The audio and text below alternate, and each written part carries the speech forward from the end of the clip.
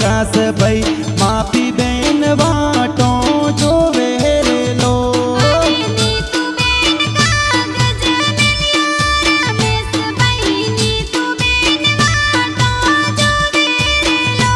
अरे राखड़ी पूनम आई बिरोसा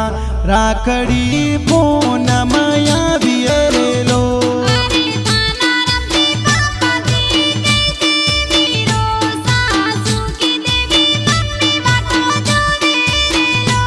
अरे हैदराबाद बिजनेस साले बिरोसा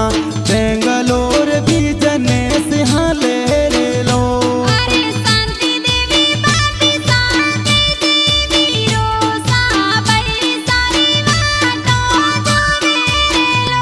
अरे खाटोना देवासी कई जो बाईसा पादरा गोम प्यारो लागे रेलो